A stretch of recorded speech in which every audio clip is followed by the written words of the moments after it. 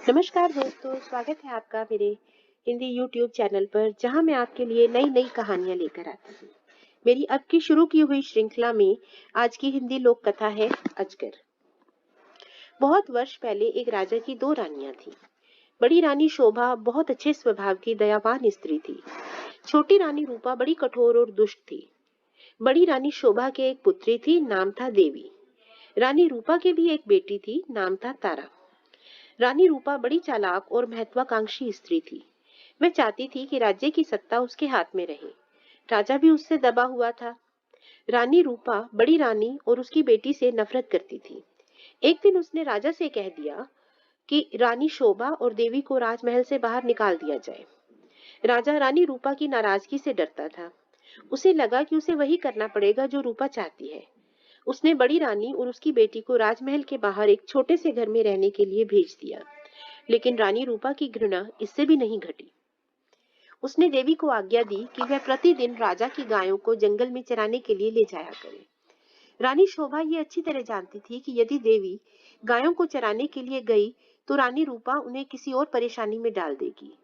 इसलिए उसने अपनी लड़की से कहा कि वह रोज सुबह गायों को जंगल में चरने के लिए ले जाया करे और शाम के समय उन्हें वापस ले आया करे। देवी को अपनी माँ का कहना तो मानना ही था, इसलिए वह रोज सुबह गायों को जंगल में ले जाती। एक शाम जब वह जंगल से लौट रही थी तो उसे अपने पीछे एक धीमी सी आवाज सुनाई दी। देवी, देवी, क्या तुम मुझसे विवाह करोगी? देवी डर गई। जितनी जल्दी हो सकता था उसने गायों को घर की ओर हाँका। दूसरे दिन भी जब वह घर लौट रही थी तो उसने वही आवाज पुनः सुनी। वही प्रश्न उससे फिर पूछा गया। रात को देवी ने अपनी माँ को उस आवाज के बारे में कहा। माँ सारी रात इस बात पर विचार करती रही।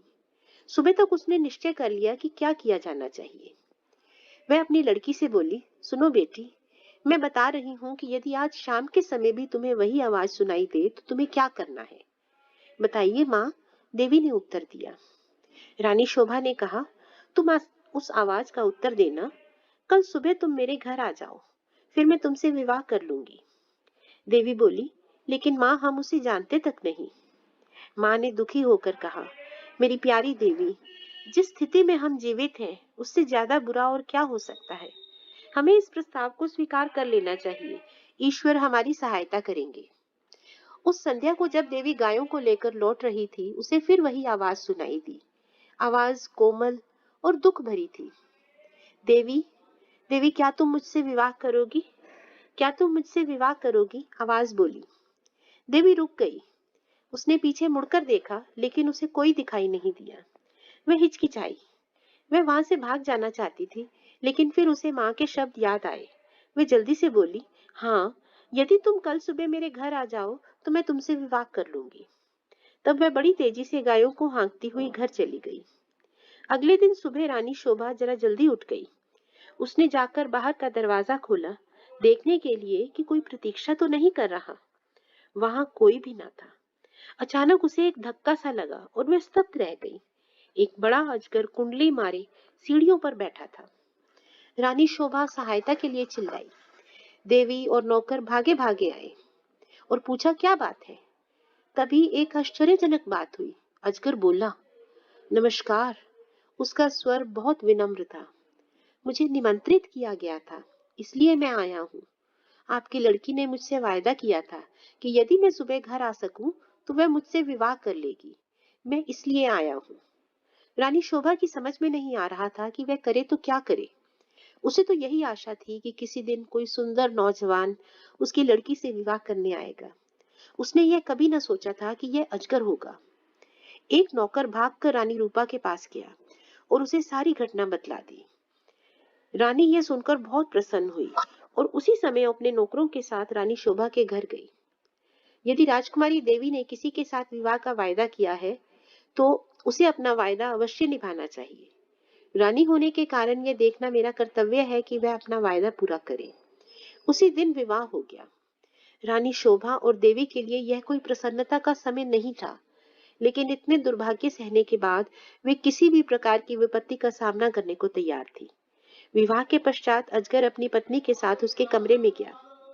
सारी रात रानी शोभा ने प्रार्थना करते हुए बिताई कि उसकी बच्ची ठीक ठाक रहे।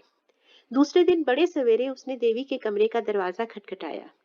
एक सुंदर नवयुवक ने दरवाजा खोला। देवी उसके पीछे खड़ी थी।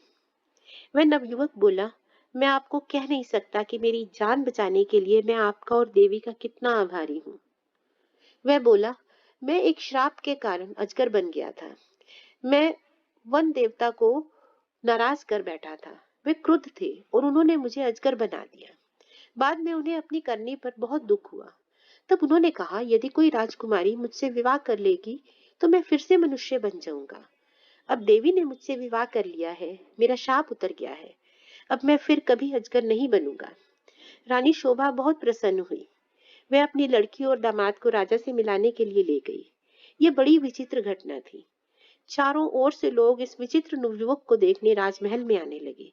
सभी उत्सुक थे, सिवाय रानी रूपा के। रानी रूपा बहुत गुस्से में थी। उसने झल्लाते और खींचते हुए अपने आप को कमरे में बंद कर लिया। देवी का भाग्य उससे देखा नहीं जा रहा था। वह चाहती थी कि उसकी बेटी तारा भी ऐसी भाग्यशाली बने। आखिरकार उसे एक युक्ति सूझी। उसने अपनी लड़की को बुलाया और बोली, देवी का विवाह तो अब हो गया है, इसलिए गायों को जंगल में चराने के लिए तुम ले जाया करो। तारा चीख कर बोली, नहीं, इतने नौकर हैं तो फिर मैं क्यों गाय चराने जाऊं? रानी क्रुद्ध होकर बोली, यह मेरी आज्ञा है। एक बात और सुनो, यदि जंगल में कोई तुमसे विवाह का प्रस्ताव करे तो तत्काल कह देना कि तुम विवाह के लिए राजी हो, और यदि वह अगले दिन सुबह हमारे घर आ जाए। तारा माँ की इस योजना से भयभीत हो गई। मैं गायों को जंगल में नहीं ले जाना चाहती थी। वह खूब रोई, लेकिन रानी फिर भी नहीं पिघली। तारा को उसकी बात माननी पड़ी। तारा रोज सुबह गायों को जंगल में चराने के लिए ले जाती, फिर शाम के समय वापस ले आती। लेकिन उसने एक भी बार जंगल में किसी तरह की आवाज नहीं सुनी जो उससे कह रही हो, क्या तुम मुझसे विवाह करोगी? फिर भी रानी निराश नहीं हुई। अब जंगल में कोई अजगर तो था नहीं जो तारा से विवाह का प्रस्ताव करता। इसलिए उसने खुद ही अजगर ढूंढने का निश्चय किया। उसने अपने नौकरों को एक बड़ा अजगर लाने की आज्ञा दी। बहुत खोज करने के बाद काफी दिनों बाद उन्हें एक बहुत बड़ा अजगर मिला। उसे पकड़कर वे राजमहल में ले आए। आखिरकार रानी का अभिप्राय पूरा हो गया और उसने तारा का विवाह इस अजगर से कर दिया। अब रानी को संतोष हुआ। विवाह की रात तारा तथा अजगर को एक कमरे में बंद कर दिया गया। रानी अधीरता से सुबह की प्रतीक्षा कर रही थी। रानी रूपा ने सवेरे सवेरे ही लड़की के कमरे का दरवाजा खटखटाया, लेकिन कोई उत्तर न मिला। उसने जरा और जोर से दरवाजा खटखटाया, लेकिन दरवाजा तब भी ना खुला। रानी से और प्रतीक्षा न हुई। उसने धक्का देकर दरवाजा खोल दिया। मोटा अजगर जमीन पर पड़ा हुआ था, लेकिन तारा का कहीं पता न था। रानी चीख पड़ी। महल में सभी ने उसका चीखना सुना। राजा और नौकर भागे आए कि क्या बात है, राजकुमारी कहाँ है? सब चिल्लाए। रसोइया बोला, वह तो अजगर के पेट में होंगी, देखो वह कितना मोटा हो गया है। रानी अब बड़ी जोर जोर से रोने लगी। राजा भी रोने लगा।